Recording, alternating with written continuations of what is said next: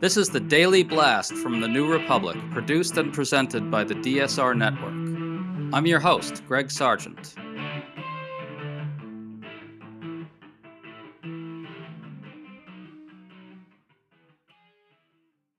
Donald Trump exploded in fury on Thursday, lashing out at polling organizations and media companies who he said are rigging numbers against him.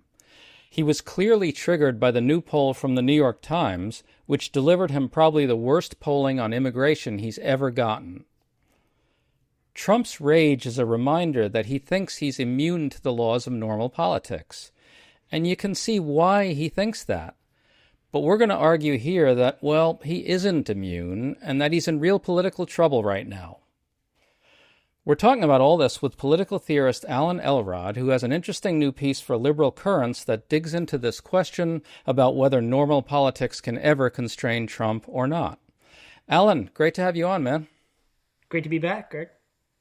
So let's start with Trump. He erupted on Truth Social. He said, quote, "Fake and fraudulent polling should be virtually a criminal offense." Then he ranted that he'd won 2024 in a landslide and that all the fake polls were wildly wrong about that. He ripped into the, quote, "failing New York Times, ABC fake news, NBC fake news, CBS fake news, low-rating CNN," and said, "Something has to be done about fraudulent polling. I'm going to do everything possible to keep this polling scam from moving forward." Alan, in reality, Trump won a historically small victory and the polls were actually close to right, but you made an interesting point that Trump's only concern with polling is rooted in vanity, that he doesn't fundamentally think it matters if he's popular. Can you talk about that? Yeah, I think that Donald Trump cares about his polling numbers in the sense that Donald Trump likes to be able to say that he's great and he's the best. And so anytime there's a poll that makes him look good, he likes that. But when it comes to the question of democratic legitimacy, the idea that not only does it matter that you win elections and that you have mandates if you win them big, and that when you continue and go about your policies, that voters are generally supportive of those policies, that those things should be clear signals to elected officials about which direction they ought to go in. In that case, he does not care. Donald Trump absolutely, I don't think, cares if something he's doing is popular in the sense of it being legitimate. And when he goes on these rants, what he's really doing is just asserting his own legitimacy against reality, right? He doesn't care if the election results were narrow. He doesn't care if current polling generally or on a specific issue shows him to be performing poorly. What he is intending to do is to say, I'm popular because I have power, and in a way this is sort of tautological, and therefore that serves back around. And I'm powerful because I'm so popular and loved. But it's really more about an assertion of authority than anything else. He has no interest in the kind of democratic legitimacy that typically undergirds the way we talk about polling. I think that's really right. Trump is clearly talking here about the New York Times poll, which has generated tons of discussion. It's striking stuff. Here are some numbers. Trump's approval is at 40% with 56% disapproving. He's underwater on just about every major issue. The economy 40 to 58, 18 points underwater. Relationships with other countries 39 to 58. That's 19 points underwater. And get this, the cost of living 34 to 64, around 30 points underwater. And this is really critical. The non-white and young voters who moved to Trump in 2024 have all snapped back to Democrats, basically. Times' Nate Cohn says the Trump coalition has unraveled. Alan, I really think this shows that people overreacted to the 2024 win and seeing it as a seismic realignment. It's come undone in a year. Your thoughts? I think that it's encouraging in one sense that his polling has dropped and that his coalition is faltering. Certainly the idea that he was able to pull significant non-white voters was the kind of thing that should have frightened Democrats because that's a big, important part of their coalition. But I don't think it's an overreaction because he's in the White House now. And he doesn't actually need to be as popular because he has the power. He can pull these levers. He can send ICE into cities. He can do things to disrupt how our democracy works. And he's already taking a sledgehammer in many ways to our constitutional order. So there's the question with people like Donald Trump, with authoritarians, of how popular they actually need to be uh, in order to effectively keep power, and that's a sort of different equation than what it takes to win an election. And so I look at this and I say, okay, I will absolutely take the world where Donald Trump loses support. Prefer that to the world where he doesn't. But then I also look back and think, we're about where he was at, maybe a tick better, right after January 6th. And then the country put him back in power. So America doesn't seem to have a substantial enough repulsion to Donald Trump to mobilize people to fully cast him out. And ultimately, he, having been put back into the White House, now has a lot more of an ability to do things to entrench himself in power and entrench his sort of policy agenda than a poll can take away from him. Well, I just want to clarify that I mean overreaction in the sense that a lot of pundits looked at this and saw it as a historic realignment, particularly the movement of non-white voters to Trump.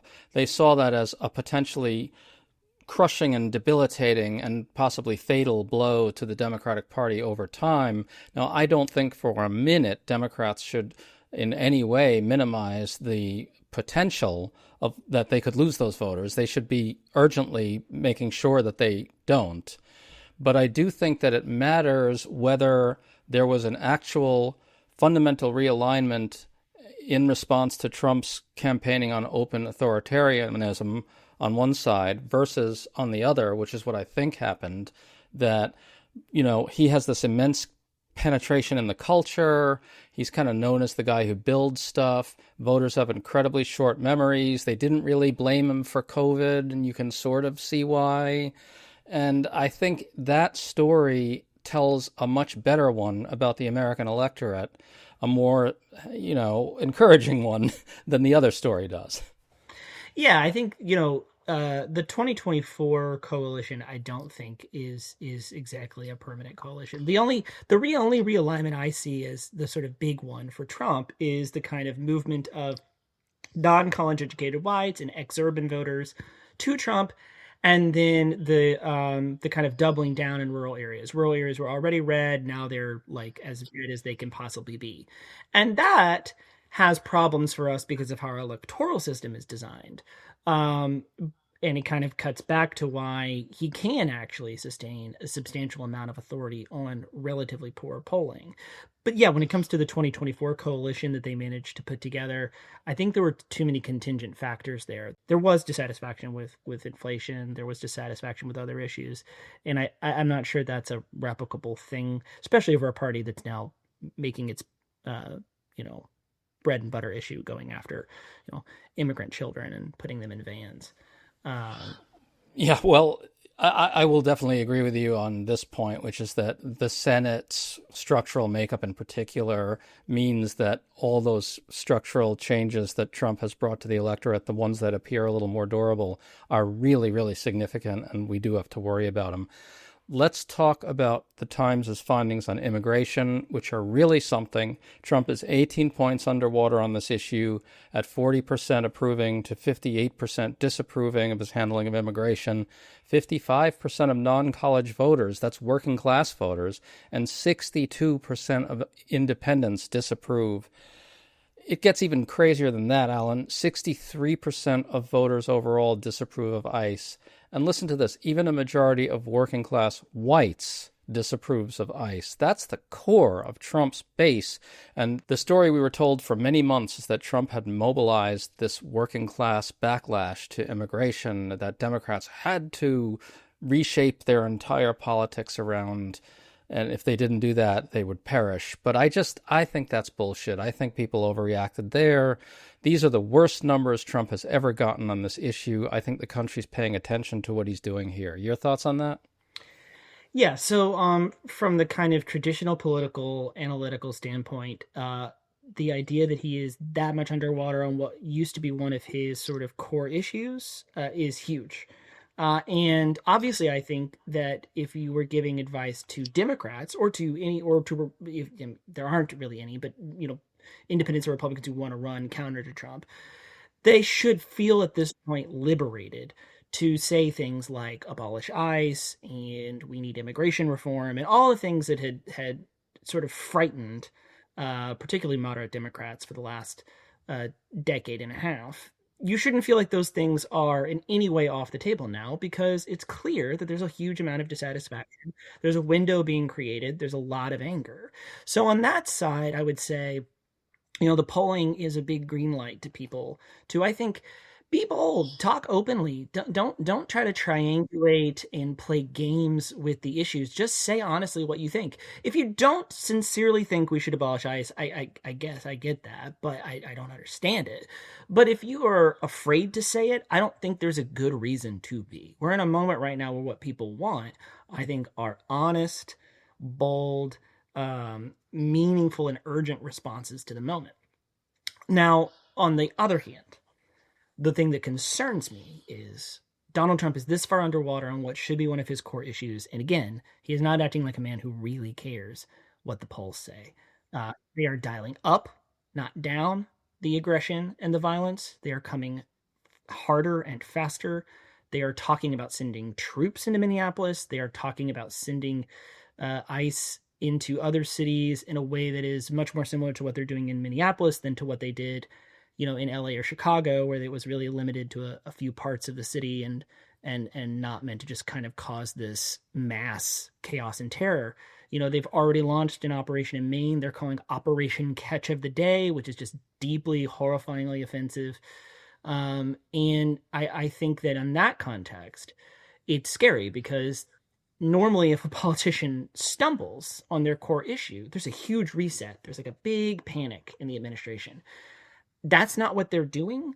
And to me, that's again a sign that this is not a man or an administration behaving like they feel like they have to respond to sort of the normal signals of democratic politics. To stay up to date on all the news that you need to know, there's no better place than right here on the DSR network. And there's no better way to enjoy the DSR network than by becoming a member. Members enjoy an ad-free listening experience, access to our Discord community, exclusive content, early episode access, and more.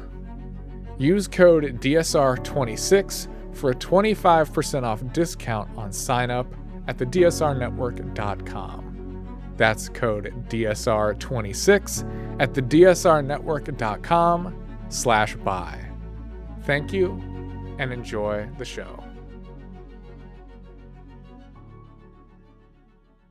Well, the holidays have come and gone once again, but if you've forgotten to get that special someone in your life a gift, well, Mint Mobile is extending their holiday offer of half off unlimited wireless. So here's the idea. You get it now, you call it an early present for next year. What do you have to lose? Give it a try at mintmobile.com/switch. Limited time 50% off regular price for new customers. Upfront payment required. $45 for 3 months, $90 for 6 months, or $180 for 12-month plan. Taxes and fees extra. Speeds may slow after 50 gigabytes per month when network is busy. See terms. Yeah, I think there's no question that that's absolutely right. The thing that heartens me is that Republicans, at least some of the time, are acting as if they're facing an election in 9 months or whatever it is. And, Trump can just sort of act as if Republicans aren't, but it's not his decision, right? It's not up to Trump whether we have an election. Like, okay, maybe he'll try to use the military in some way to depress voting or whatever. But I'm a little skeptical that he can actually pull something like that off for a whole bunch of reasons. But, Republicans are going to face an election this fall, I think, and they're probably going to lose it. And a Democratic House can really put some brakes on Trump. Is it what I really think needs to happen overall? No, but, we got to work with the situation we have. And for him to be absolutely tanking this way, I find heartening. And I do think that normal politics still matters at least a little bit. He can cancel elections. We know that. But when it comes to the question of whether or not he can disrupt elections, that's a fairly opaque situation. The problem there is there's first the question of, can he actually somehow cause enough disruption in these places using ICE, using other kinds of federal interference, frightening people, arresting people, to actually change the literal numerical outcome of an election. That's one. That's pretty hard. But can he create enough chaos that he then follows that up by sowing doubt about the legitimacy of those elections, and then essentially says that this is an illegitimate Congress, and at least persuades a whole lot of people on the MAGA side of the aisle that that's the situation? I think he can probably do that. And so, there's levels to what can and can't happen. He can't cancel elections. It's really hard to necessarily do enough to fully change the outcome of the elections, but can he cause a whole lot of chaos? Can he maybe water down the results in really pivotal swing districts? Can he hurt the Democrats' majorities a little bit? Maybe, but can he sow doubt? Absolutely. And so, there are different tiers, I think, of crisis.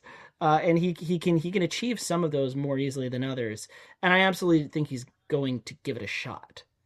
Oh, yeah. And by all means, Democrats have to be hyper vigilant. We have to take every single permutation very seriously, for sure. I don't doubt that. Okay, let's talk about your piece. You argue that on some fundamental level, Trump doesn't feel obligation for there to be any political legitimacy to his authoritarian actions. You quote Jonathan Last of The Bulwark, arguing in essence that the country is not capable of generating a sufficiently powerful opposition to Trump. I want to challenge this a little bit in two parts. This is the first part. I think the outpouring of cultural and social energy and organizing against Trump's immigration crackdown is a significant event. Trump and Vance and Miller calculated that the silent majority would be with them on this core idea of MAGA, that modern immigration levels threaten social cohesion, or social solidarity, as Vance likes to put it. But we've seen extraordinary solidarity from native-born Americans and citizens towards immigrants. I think that in and of itself is important and tells us that in a very fundamental way, Trump's whole project is in a lot of ways on thin ice. Is that too optimistic? Well, I guess from the piece I wrote, I probably would say it's a little too optimistic. That's fine. I would try to take that in two slightly different directions. One is to say that the idea that there's not been a sufficient enough sort of swelling of opposition to him does not mean that there hasn't been opposition, right? There's been a lot of it in a lot of places. But what we've seen, I think, for the last decade or so is that even though Donald Trump has consistently been unpopular, that high 30, low 40% support is essentially enough to sustain him, right, politically. Because what we're really also asking is not, will the vast majority of the American people reject him? And this is something that Jonathan Last gets at in his piece, but will enough of the American people reject him that it forces the hands of, Republican elites in Congress? And we've already seen, I think, that I don't know what will. January 6th didn't. Tom Tillis, who's one of the most outspoken Republicans right now on opposing Trump's sort of aggression and saber rattling with Greenland, has also turned around and said, no, I wouldn't consider impeachment an appropriate tool, even if he uses, and Tillis said these words, kinetic force in Greenland. So if Donald Trump seizing land from a NATO ally by force isn't enough for a senior Republican senator who's retiring to just say we should at that point convict and remove Donald Trump, you have to ask where the political will is in the country to resist him. And at that point, you have to say, if it's going to come from the people, if the political will to generate that is going to come from the people, well, it's going to have to be really, really big. And so I'm not trying to downplay the resistance we have seen. What I'm saying is, in order to truly fight back against an authoritarian attempt like the one we're living through, you need a lot more. You just need more, and we haven't hit that. And that's where I think that's just right. And it, to just I guess to put the kind of bow on it, I mentioned earlier that his polling's really bad. It's not that different than where it was right after he led a mob on the Capitol to kill his vice president and kill members of Congress. And we then turned around and put him back in the White House. Well, yes, but I think maybe that also indicts Democrats, because Democrats had their shot and they didn't use power sufficiently to deal with the criminality that Trump and the MAGA movement represent. And I think that's on them. But otherwise, your points are taken. You need something bigger. And this is where I think I want to challenge the Jonathan Last thesis a little bit as well. You kind of got in at this idea that, the country's not capable of generating a sufficiently powerful opposition to Trump. I think there's a distinction here that we have to draw. On the one hand, whether there's a strong enough opposition to Trump out in the country among the people, and on the other hand, whether our legal and political institutions can constrain a president who is determined to plunge us into authoritarian lawlessness. And I think the second one is where the real problem is, right? Like, of course, I would like the opposition to Trump to be at 80%, but it's pretty damn high right now. And that doesn't translate into checks on this president who, as you've said, this has no regard for political legitimacy and is determined to plunge into lawlessness. That I think that distinction's important. And I really think that the weakness here is in our institutions and their inability to constrain a president. So let's get to work on those if Democrats ever get power back. And well, this is why I said that despite my not putting a whole lot of stock in the polls when it comes to sort of resisting Trumpism, this is why I said Democrats do have to go ahead and be willing to be bold. This is why you can't sort of pill around on the idea of whether you want to do something like abolish an agency that under this administration has become the most well-funded police force in the country and one of the 20 most well-funded, if it were military, armies in the world. You simply have to gut that from the inside. You have to get rid of it entirely. And if that's not on the table, then you're certainly not up for the institutional changes necessary. Because I do agree, our institutions have failed us, right? The Supreme Court has not constrained him. Congress has not constrained him. The DOJ under Biden did not constrain him. We saw failure after failure after failure at the institutional level. But I think it is in a kind of, I don't know if I would, it's in a kind of horrible Ouroboros with the people, where I think, we see a lot of opposition to Trump, but I think we're going to see, 40-something% of the country is going to go out and vote for Republicans this November. And that doesn't send a message of mass rejection. That sends a message more of sort of thermostatic swinging. But that's not compelling in a moral sense when you're in a existential fight for your country. Right. I think there's two levels to this. One is clearly a lot of this is thermostatic, and in that sense, we're definitely not that heartening. But on another level, there's also a fundamental ideological and moral rejection of Trumpism that we're seeing, I think, on the streets, which is a critical thing. Look, I think here's the bottom line, right? Okay, it would be great if Trump were polling at 80% underwater, right? But if he's polling at 40 to 60, Democrats can win the House and possibly the Senate. And then in 2028, they have to win the White House, period. So it's really on Democrats to win these elections. And that is really the end of the story, I think, when it comes to how we get out of this. And just one last thought, and I'll let you close. If Democrats can win in 2028, look, Trump had 2 shots at this, and he shouldn't have had 2 shots, right? And Democrats failed by letting him get a second shot. But the good news is Democrats may have 2 shots at really trying to cripple MAGA and this lawlessness. And hopefully they get it right if they get power back. Yeah, and I think this ties into what it wasn't maybe as explicit, but it was there, the more hopeful aspect of the piece I wrote, which is that if you lean into this reality, what you can accept is the opportunity for doing politics completely anew, that you have the chance to be bold, to build new institutions. What Mark Carney laid out for the international community at Davos is the same thing we have to be thinking about domestically. We cannot be too timid to think about massive institutional reform, to fight big, to do interesting things, to understand that the previous institutional arrangements weren't working, to understand, frankly, that the politics weren't working, right? That the things that were happening even on the ground level in this country were producing a noxious kind of environment.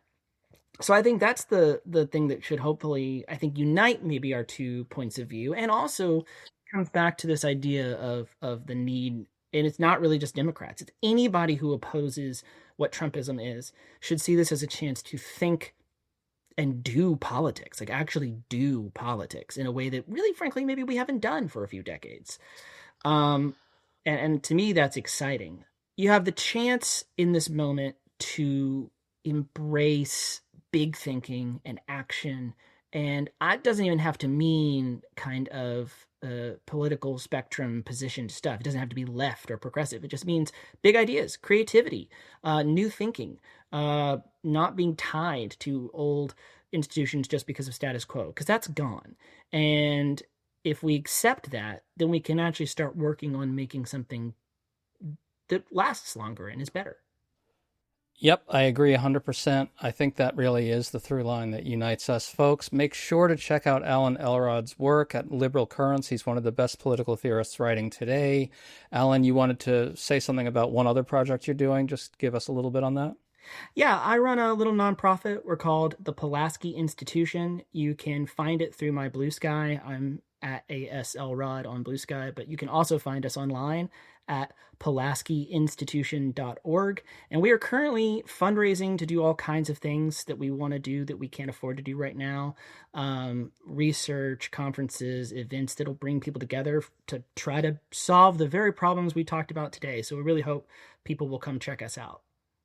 Alan Elrod, it was terrific to talk to you, man. Great conversation. Thanks for coming on. Thanks for having me.